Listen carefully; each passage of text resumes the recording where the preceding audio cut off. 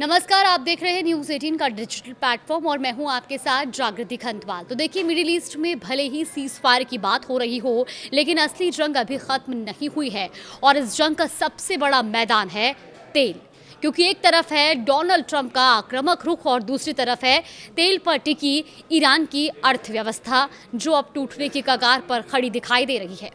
देखिए, सबसे पहले अगर हम बात करें तो ईरान पर हुआ ये ट्रिपल अटैक, 3 ऐसे वार जिन्होंने उसकी तेल आधारित इकोनॉमी की कमर तोड़ दी है। इसमें सबसे पहले जो बात है वो है स्टोरेज क्राइसिस, क्योंकि तेल स्टोरेज पर होर्मुज स्ट्रेट के पास जो अमेरिकी नौसैनिक नाकाबंदी ने ईरान के तेल निर्यात को लगभग रोक दिया है।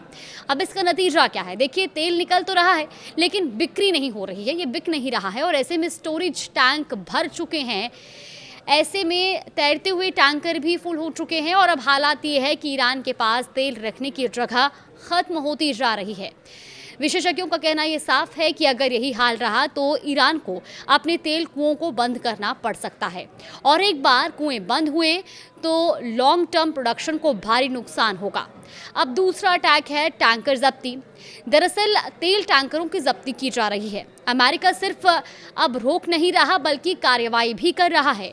नाकाबंदी तोड़ने की कोशिश करने वाले कई ईरानी जहाज़ों को अमेरिकी सेना ने अपने कब्जे में ले लिया है, जिनमें लाखों बैरल कच्चा तेल भरा था।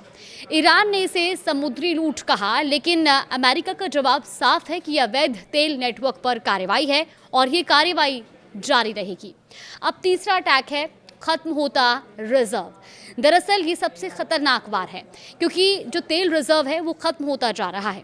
रिपोर्ट्स के मुताबिक ईरान के पास अब सिर्फ 12 से 22 दिन का ही तेल स्टोरेज बचा है।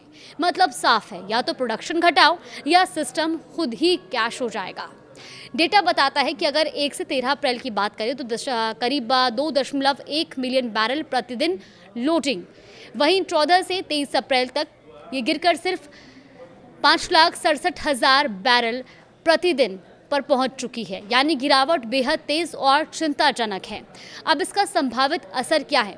देखिए, अगर हालात ऐसे ही रहे तो मई के मध्य तक ईरान को रोजाना करीब 1.5 मिलियन बैरल तक उत्पादन घटाना पड़ सकता है और इसका मतलब होगा तेल आधारित अर्थव्यवस्था पर सीधा झटका।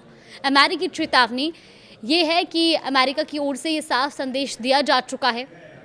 वित्त मंत्री स्कॉट बेसेंट ने ये चेतावनी दी कि ईरान का तेल उत्पादन जल्द ही पूरी तरह बंद हो सकता है।